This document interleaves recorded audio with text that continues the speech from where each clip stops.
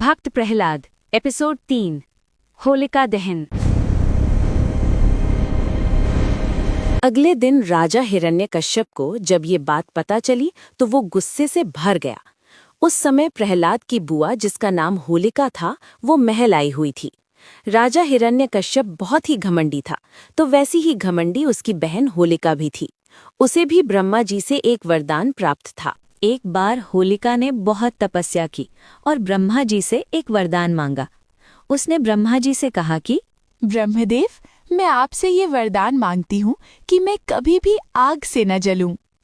होलिका, मैं तुम्हें वरदान तो दे दूंगा, पर ध्यान रहे तुम इसका गलत उपयोग नहीं करोगी। अगर तुमने इस वरदान से किसी को नुकसान पहुंचाने की कोशिश की तो इस वरदान का जादू खत्म हो जाएगा, साथ ही तुम्हारे साथ बहुत बुरा भी होगा। इसलिए हमेशा अच्छे कामों के लिए ही इसका उपयोग करना, बुरे कामों के लिए नहीं। पर आज होलिका बुरे काम के लिए इस वरदान का उपयोग कर रही थी।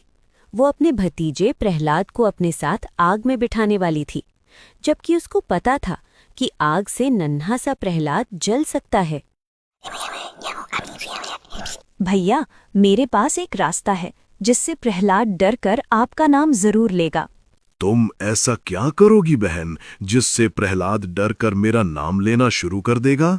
भैया, आप जानते हो ना कि मेरे पास ब्रह्मा जी का दिया हुआ वरदान है। मैंने तपस्या करके ब्रह्मा जी से वरदान लिया था कि कोई भी आग मुझे जला न पाए। इसी वरदान का उपयोग करने का समय आ गया है भैया। आग मेरा कुछ नहीं बिगाड़ पाएगी, पर हाँ, प्रहलाद सीधे रास्ते पर जरूर आ जाएगा। मैं प्रहलाद को अपनी गोद में लेकर आग पर बैठ जाऊंगी। जैसे ही आग जलने लगेगी, प्रहलाद घबरा जाएगा। वो डरकर विष्णु का नाम छोड़ देगा और आपकी पूजा करने लगेगा।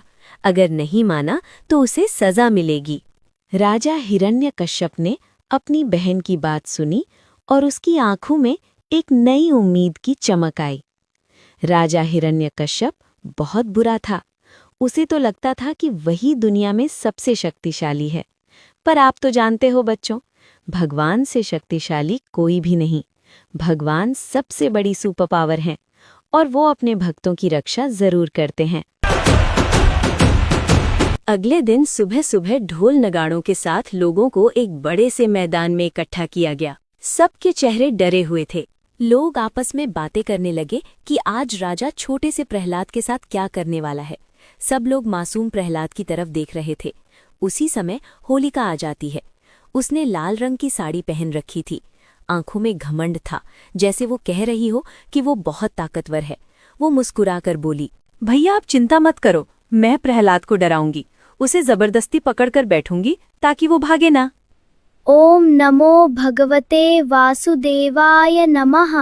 थोड़ी देर बाद 2 सिपाही नन्हे प्रहलाद को मैदान में लेकर आए। वहां पर बहुत सारी लकड़ियां रखी हुई थीं, पर प्रहलाद फिर भी नहीं डरा। उसने उस समय विष्णु जी को याद किया, मन में उनका मंत्र पढ़ा। ओम नमो भगवते वासुदेवाय नमः। प्रहलाद, क्या तुम जानते हो, आज मैं तुम्हें अपने साथ आग पर लेकर बैठने वाली हूँ। तुम्हारे पिताजी कहते हैं कि तुम उनका नाम नहीं लेते हो, इसीलिए आज वो तुम्हें मेरे साथ आग पर बैठने के लिए कह रहे हैं। अगर तुम्हें डर लग रहा है तो मैं भैया से कहूंगी कि वो तुम्हें माफ कर दें और अपना गुस्सा छोड़कर तुम्हें प्यार करें। बस एक बार तुम उन्हें भगवान मान लो और बोलो, भगवान हिरण्यकश्यप की जय। पिताजी महाराज की जय।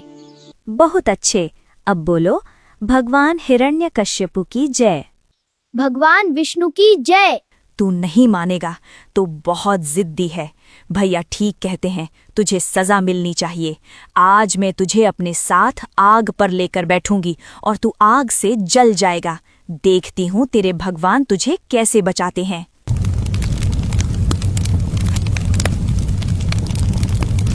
नन्हा सा प्रहलाद मुस्कुराने लगा।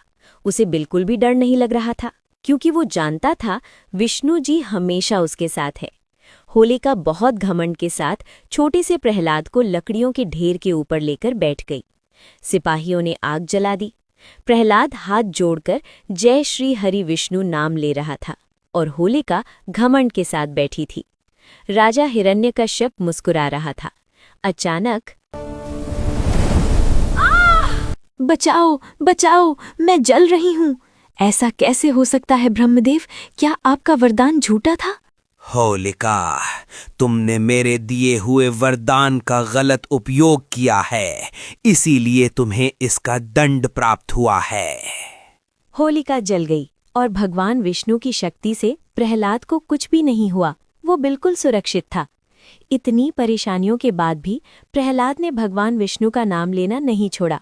बच्चों, उसी दिन से बुराई पर अच्छाई की जीत का त्योहार होलिका दहन मनाया जाने लगा, जिसे हम छोटी होली भी कहते हैं। होलिका के जाने के बाद राजा हिरण्यकश्यप बहुत गुस्से में आ गया। अब क्या करेगा हिरण्यकश्यप?